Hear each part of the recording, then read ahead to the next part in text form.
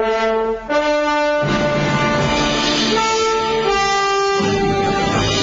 back to Shattering Myths. In the second hour on every Friday, we usually go to our guest, al-Rassooli, who is one of the foremost experts on Islam and the truth about Islam, and he's the author of two books called "Lifting the Veil: The True Faces of Muhammad and Islam," and we have him here now. IQ, how are you? I'm fine, thanks. How are you, sir? I'm very good, very good. So I noticed that Iran just elected a new president, President Rouhani. Is that a good thing or a bad thing? Well, it makes absolutely no difference. You know, the tragedy of Western mind, both in America and in Europe, your leadership in Europe and in America have not understood the Islamic mind. And when you don't understand the mind of your enemy, you will never be able to defeat them. That's why America lost in Iraq, it lost in Afghanistan, it will lose in Pakistan, it will lose in Syria, it lost in Egypt, in Libya, in Tunisia. These are facts. We're watching them 24 hours a day. The president of Iran is only a name. The power resides in the hands of the mullahs, and especially Khamenei, who is the supreme religious leader. Are you with me so far? Yes, sir. He's the, is it the Ayatollah? Is that what he's the Ayatollah. Yes. The Grand Ayatollah. Yes. Not just Ayatollah, he's the Grand Ayatollah. Yes. So Ahmadinejad was the bulldog, the mouthpiece. They pretend they are fighting each other, but in reality there is no such thing as fighting between them. In reality, if they wanted Ahmadinejad dead, they would have had him dead a long time ago. It is very important Americans understand that Shia Islam is only 15% of the Muslim community. The Muslim community in the world is 1,500 million. 15% only are Shia. Most of them are in Iran. And now what is happening in Syria and in Iraq is a sectarian war between Shia Islam and Sunni Islam. So what's happening in Syria is an internal struggle, religious struggle, and America and Europe have absolutely no reason and no right whatsoever to intervene. Who are they trying to save? They say this humanitarian. Really? How come they did not interfere when the Sudan was massacring hundreds of thousands of Sudanese who were not Arabized? Nobody said anything. Obama did not interfere when the young people in Iran 3-4 years ago went against the Iranian Ayatollahs, and he did nothing. Why all of a sudden everybody is concerned with Syria? Syria has always been the enemy of the United States of America. Syria was always associated with Russia, and before that with the Soviet Union. And the war in Syria is Arab war. They created it. Why should America and the West raise $1.5 billion to help them when it is the Arabs who are richer than America and the West put together? America in debt $1 to $16 trillion. The European countries are in debt to greater amounts of money than this. Do I make sense to you? This makes sense to me. I've always had the question of what is the difference between a Shia Muslim and is it the Shiite Muslims? Sunni. The Sunni Muslim. What's the difference between them? Okay. When somebody studies the history of Islam, the very day that Muhammad died, in the year 632 AD, the same day that Muhammad died, his followers were split into two parts. Number one, who are called the Sunnis, they say that the follower of Muhammad, or the Khalifa, the one who will take over as a representative of Islam, should be any Muslim who knows the Quran and Hadith. The Shia say no. Only the bloodline of Muhammad, that means the descendants of Muhammad, have the right to rule over Islam. Are you with me? Yep, that makes sense. Because one of them is, Republican, I would say, that's Sunni ones, that any Muslim who knows the Quran very well and is capable of ruling is elected. The others is the bloodline of the family. So the Shia believe that only the bloodline of Muhammad should rule. And the Ayatollahs, most of them, say they are descended from the bloodline of Islam. This has been going on for 1400 years. They have been killing each other for 1400 years. And this year is going to be an extremely important year for both of them. I honestly believe, based only on numbers, not on quality, on quantity, Sunnis will destroy the Shia because they are 85% and they are richer. Saudi Arabia, Qatar, all the Gulf states, Turkey, the whole of North Africa, all of these people are Sunni. And America should not interfere. The irony of it is while Kerry is saying, go ahead, the Defense Department is telling him, go ahead with what? Do we have an out of the, you can get involved in, no problem. But can we get out of it afterwards? There is no policy. Well, there is absolutely no program by either the Europeans or the Americans except rhetoric. Moreover, which is even more disastrous, Russia supports Assad. So what? Now Europeans and the Americans want to go against Russia also? It also what is the logic? Want to be China as well? I'm not even counting China. But Russia, Putin made it very clear in the meeting G8. He said to Obama, we don't agree. That's a warning. Putin is not a pushover.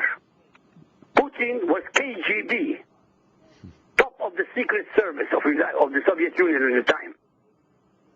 He is not a pushover. And how is America going to enforce her rule on the Europeans? The idiots keep saying, no-fly zone and we shall support the moderates. Ladies and gentlemen who are listening, there are no moderates in Islam. As outrageous as my statements sound, I dare any human being listening to me to come against me and debate me. There are no moderates in Islam because Islam is immoderate. Sharia is hate-mongering, war-mongering, misogynist, racist, duplicitous, disloyal, vile, illogical, immoral, and hence totally ungodly. And as far as Syria goes, did we help anything when we invaded Iraq? Did we help anything when we invaded Afghanistan? Every time we seem to invade a Middle Eastern country. But Afghanistan, and that's a joke here, Obama is very happy that he is going to talk to Taliban in Qatar. To talk to Taliban about what? The day the American forces leave Afghanistan, within a month, I want people to remember what I'm saying, within a month, the Taliban will take over Afghanistan.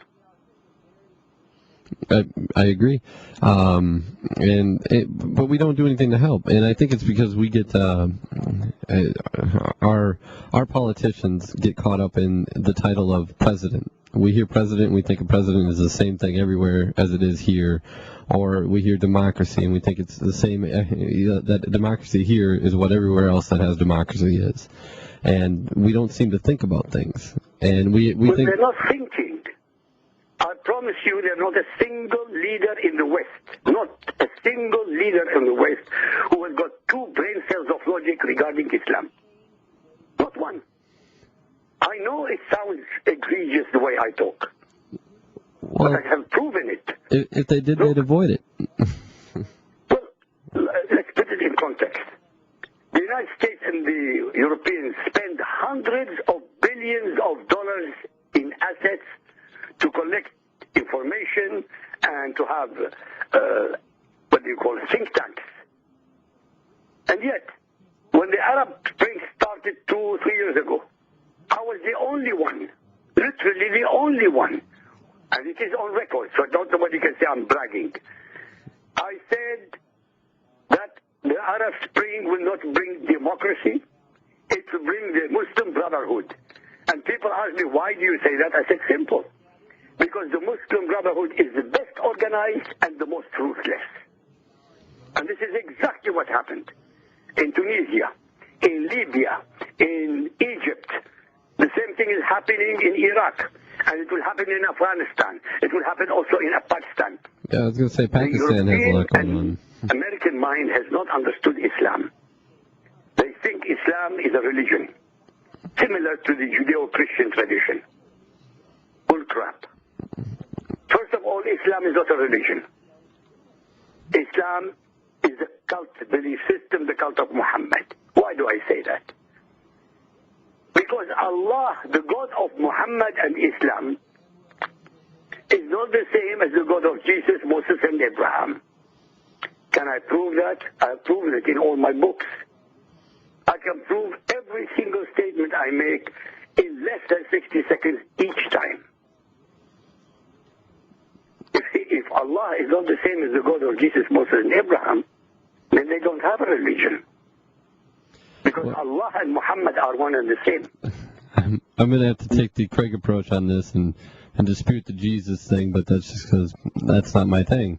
That's definitely not something that I follow, but the Abraham part I agree with, very much so. And Moses.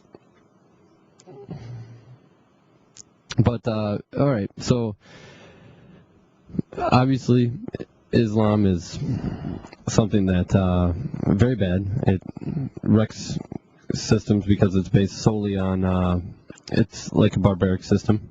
If you're the most ruthless, most powerful, you seem to rise to the top very quickly. What was it that brought you to question? Because I know that you grew up in Iraq, correct? Correct. And what brought you to question Islam? Simple. Well, it's not really simple. I mean, it was just serendipity, they would call it. I mean, I read the Quran when I was in Iraq. And we were not allowed to read the Bible because it wasn't a very great thing to do. So when I came to Europe to study, and I was able to have access to information that I was not able to get in the Middle East, I borrowed a Bible from the library and tried to find out the correlation between the verses in the Quran about the Bible to see if they are similar or identical to the ones in the Bible. We can continue after the break. Okay, we will return right after the break here. We have al-Rassooli with us, one of the foremost experts of Islam in the world, and we look forward to hearing more from him after the break.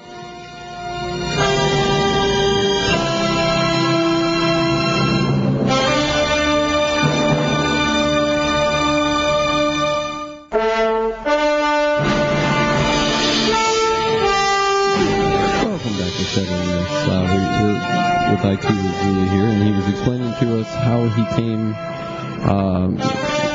to start to question Islam. If you'd like to continue with your answer, IQ, and then we also have Glenn from Philadelphia that has a question for you after you finish your answer. IQ? I'm here. I'm listening. You were talking about what brought you to question Islam and made you. Yes. Please finish that story. Okay. So when I started comparing and contrasting what the Quran says with the Bible, I realized there is absolutely no identification between the two, none whatsoever. Everything in the Quran is hodgepodge, and it's not taken from the Bible. It's taken from apocryphal books, which are not the original thing. So when they speak about Abraham or Moses or Jesus or Miriam, it's not from the New Testament or the Torah. It is from apocryphal books. And they contradict everything in the Bible. So I started researching and learning. So I've been doing it for 30 years. And then the summation of this 30 years is that nothing in the Quran was ever revealed to Muhammad by any God called Allah, or any messenger or angel called Gabriel. Full stop. That's it. That's the bottom line. Okay. Glenn, you had a question or a statement that you... Hey, yeah, there's a lot of language difficulties involved with what you guys do. and you guys are just sort of talking at cross purposes because of your definitions. Oh, speaking of language, we got to tell Larry there's no such word as unequivocal. It's unequivocal. And you just had a little trouble the other day with impugned. But anyway, as to what you and Eric were just saying, he was saying that Islam is not a religion. His definition of religion is apparently different than Yahowah's definition of religion, which is apparently different than everyone else's definition of religion in the world, pretty much.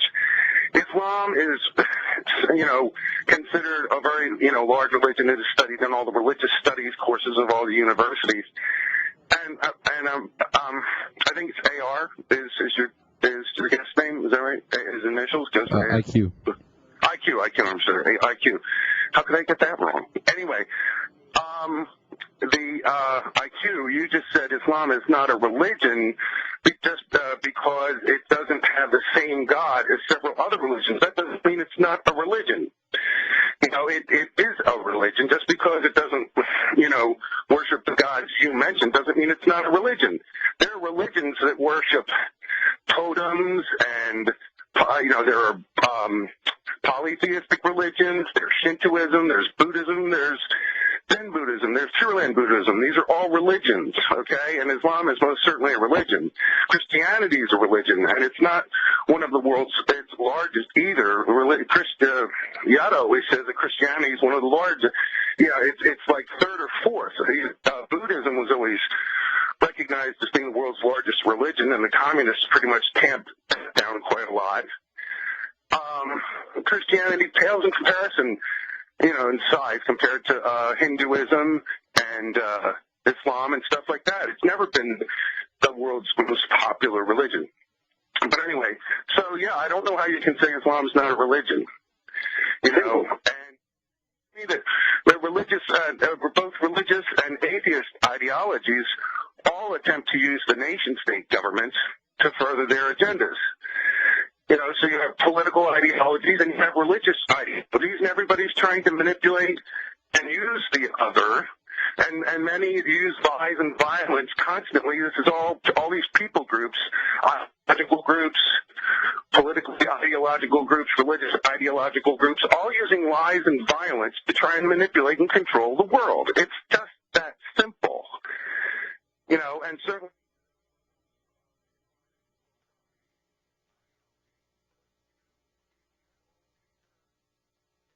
IQ, why don't you respond to Glenn there? I can finish one more thing and I'll be done.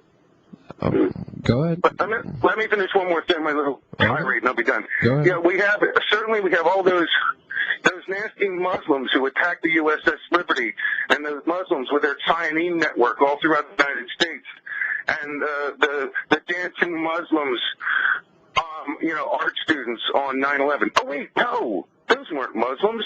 Those were Israelis and Jews. So we have all kinds of groups attempting to do all sorts of treacherous and horrible things.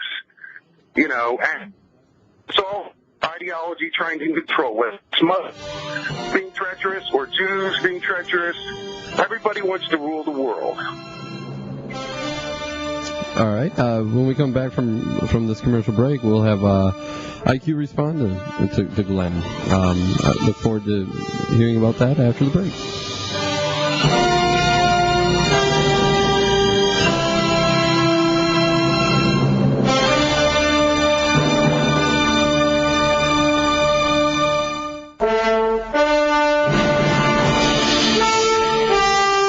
Welcome back to Shattering Myths. Glenn raised the point last segment that he doesn't understand how IQ cannot call Islam a religion. And IQ, if you'd respond to that? Very simple. First of all, the gentleman never read the Bible. He never read the Quran. And he also asserted that the 19 Muslims, Arabs, who attacked the Twin Towers and destroyed them, killing 3,000 Americans, were Israeli disguised as Muslims. With a mindset like this, really, is very difficult to debate. But answering the question, what I mean by religion, I mean monotheistic religion. Then he spoke about Hinduism.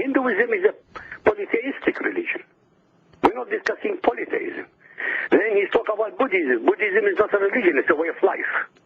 They don't have a God. Islam pretends that it is monotheistic, that is similar to the Jewish and Christian tradition. It isn't. And since it isn't, it is not a religion. Moreover, many of the verses of the Quran are not followed by the followers of Muhammad. They follow the Sunnah of Muhammad, that means the traditions of Muhammad. So when somebody follows the traditions of a human being, and not those of the divine, this is cultism. He really should read the English dictionary. True, he corrected me, but really, he shouldn't have corrected me, although I appreciate it. Because my mother tongue is Arabic, not English. So I'm excused if I make a mistake in English. You'll have no problem Islam from me. is not a religion. What I mean by that, it's not monotheistic. It is not even similar, let alone identical to that of the Christian and the Jewish tradition. Unless somebody reads the Quran, which he hadn't, and reads Hadith, which he hadn't, he cannot possibly come to any conclusion which is logical. I wanted to ask him, have you read the Quran? I know he hasn't, in any language. People can say whatever they want on radio. They can say whatever they want on television. The first question I ask in any debate, have you read the Quran? And they ask, in which language did you read it? Which Quran did you read? Because each author of the Quran or translator of the Quran has a different point of view. So I need to know which one he read. I haven't had time to answer him. But his attack, although sounds justifiable, it isn't. Islam claims that it is the fulfillment of the Jewish and Christian tradition. It isn't. Islam is pagan religion. Why?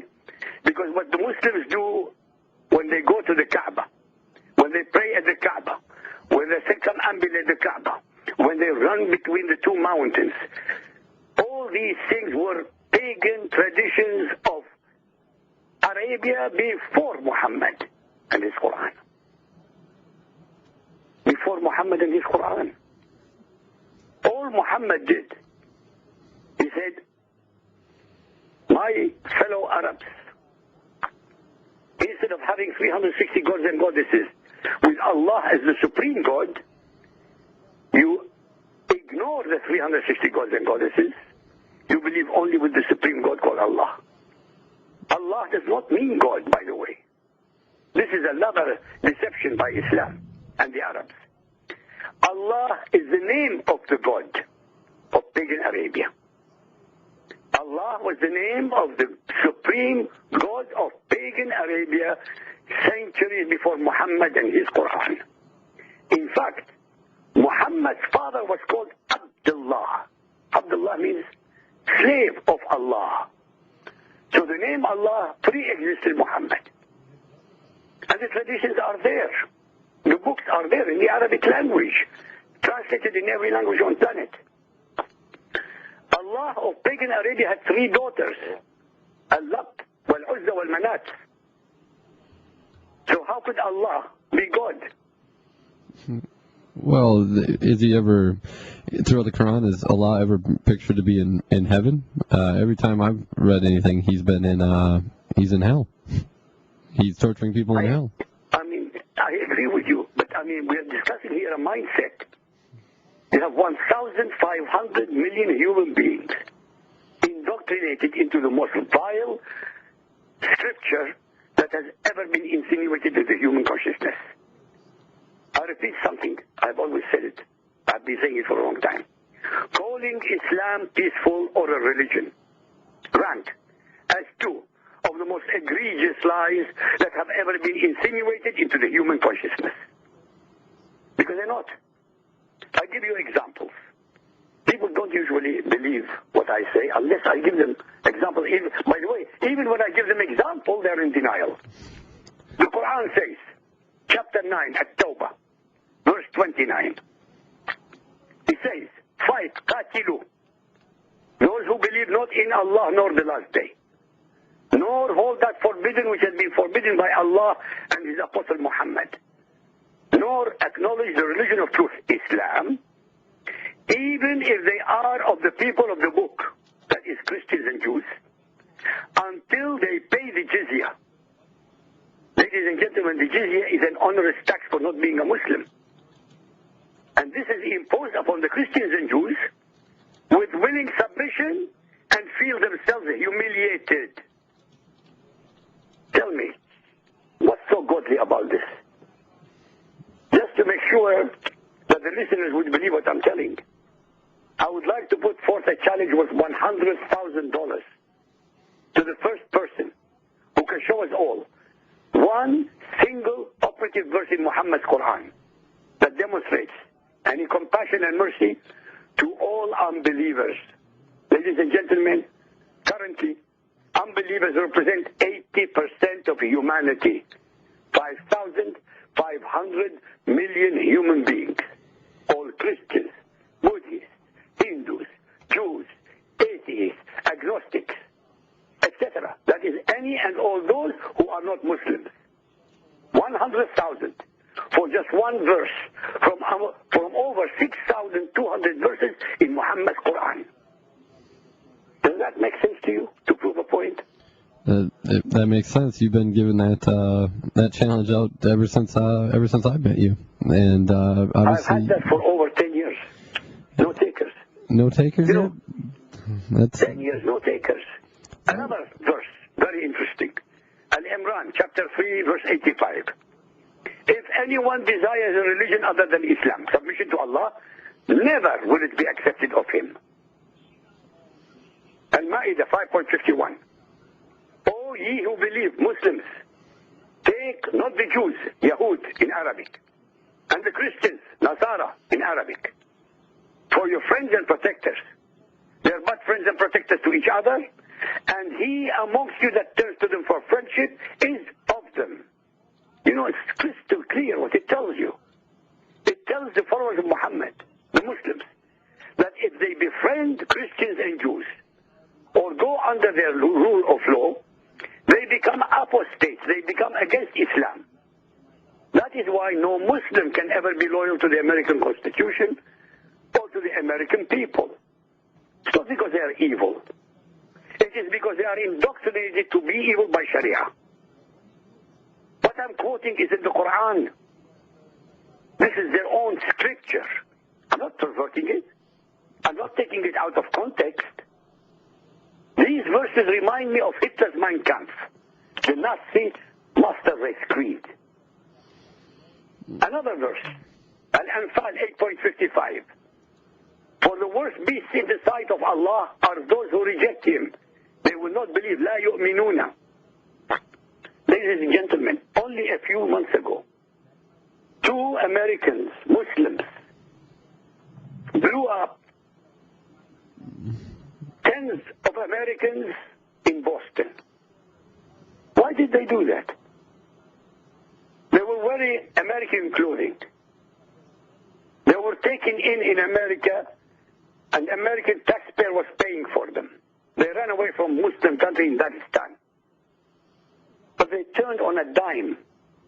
They turned anti-American. But it wasn't anti-American. Because from their point of view, the verse I just quoted to you, that the worst of beasts in the sight of Allah are those who reject Him. Americans do not believe in Allah. So from the point of view of those Muslims, they didn't kill human beings. They killed animals. Sounds outrageous, doesn't it? That is outrageous, but I believe it was on your website that I read that we're not the only ones that have problems with Muslim immigration. Isn't Sweden going through a massive? Not only Sweden. Wherever Muslims go, they destroy. They don't start by destroying. When they are a minority, that's 1%, 2%, 3%, they pretend they're part and parcel of the American dream, for example. Then they demand Sharia when they go number 5, 6%. And the minute you allow Sharia, which is the nemesis of democracy, which is the enemy of all decency and freedom, the minute you allow it to take root, it will be the beginning and the end of Western civilization. What's happening in Sweden, the Swedish government and the Swedish media would not bring themselves to say that the people who are rioting, the people who are burning places and cars are Muslims. They said no, they're immigrants. But then they give you the names of the countries from which they came. Somalia, Iraq, Kurdistan, Afghanistan, Pakistan, all Muslim countries. But they will not say it's Muslim because they're politically correct. Well, what's happening in America is disastrous. You have judges allowing Sharia to take root in the name of equality, in the name of liberty, in the name of tolerance. Ladies and gentlemen, the most intolerant belief system on planet Earth for the last 1400 years is Islam. Question. Today, in the 21st century, the most persecuted people on the planet are Christians. By whom? By Muslims. In every Muslim country, the Christians are targeted. Why only the Christians? Because there are no Jews there. There are no Hindus, there are no Buddhists, only Christians. And the Christians I'm talking about are the oldest communities in these countries. Wow. Very good point. Well, after the break, we'll return to IQ al-Rassooli and more stories of Islam.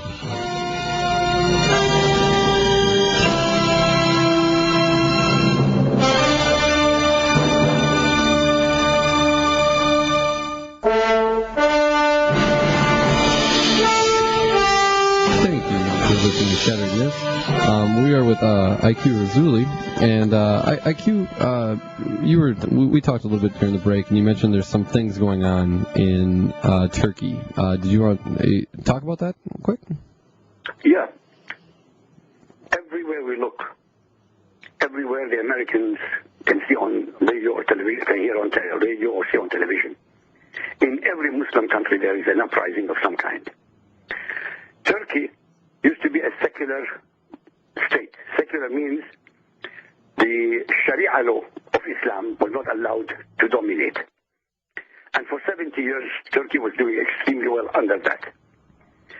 Erdogan took over under the Islamists 10 years ago or 11 years ago.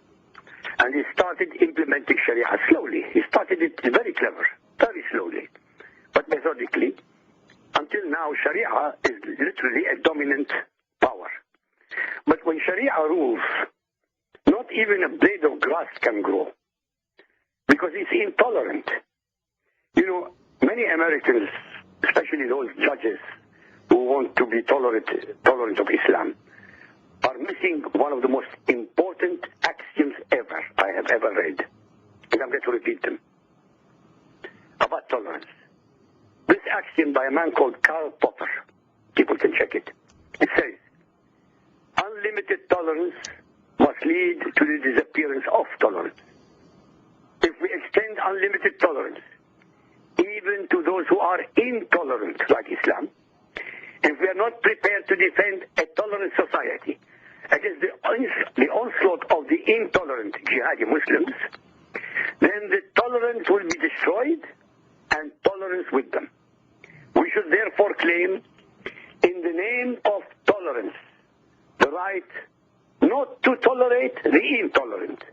Ladies and gentlemen, hence we must never tolerate the intolerance of Islam and Sharia, nor allow them to soil our soil. There is another saying, those who tolerate evil are intolerant of good and intolerant of God. Back to you, sir. That's a pretty strong statement, and highly intelligent statement. But it serves the purposes. People have got to wake up. They do. It's nice to be tolerant. Questioning. But you've got to be tolerant towards people who are appreciating your tolerance. Well, and questioning things is never a bad thing. By the American Constitution. Why is it difficult for Americans to understand what I'm telling you? They cannot abide by the American Constitution because the American Constitution is man-made. It is not from Allah. And if it is not from Allah, it cannot be accepted by a Muslim. We're also a society that thrives on political correctness. For the past 30 years, we've been pretty much politically correct, which is never a good thing. Questioning things is always a good thing. I was going to get your opinion on something. I saw that the Palestinian Prime Minister, the fake people of Palestine, the Palestinian Prime Minister, he quit after 2 weeks into the job, and the speculation is that it was a power struggle with the President, Mohammed Abbas. What are your thoughts on that? Well, I want Americans to understand something. This so-called President Mohammed Abbas, his presidency expired about 3 years ago. He was not re-elected. Democracy cannot exist in Islam. Why is it so difficult for the American mind to understand these things? I'm giving you facts based on knowledge. And you can check me out anytime. Simple. Look at the map of the world today. There are 57 Muslim majority states on the planet. No one can name a single one of them which is a democracy. Not one. Why is that? There is a common denominator. What is the common denominator? Islam. They're Muslim. They say that Indonesia is a tolerant society. Bullcrap. They are creating rules against Hindus and against Christians in Indonesia. The same thing in Malaysia. The same thing in Egypt. The same thing in Iraq. My country, Iraq. I repeat it again. In the year 2003, we had 1.25 million Christians. These Christians pre-existed the Arab invasion by centuries. Today, as we speak, there are only 200,000. 1 million had to run away. 1.1 million had to run away from Islam. Why is Obama quiet? Why are the Americans quiet? I ask the question, nobody answers me. That's a fantastic question. We're either ignorant or we don't care. And neither one's a good thing to have. Well, IQ, I thank you very much for joining me today. Thank you for having me. God willing, I'll see you next week. I look forward to it. Thank you very much. You take care, sir. Take care.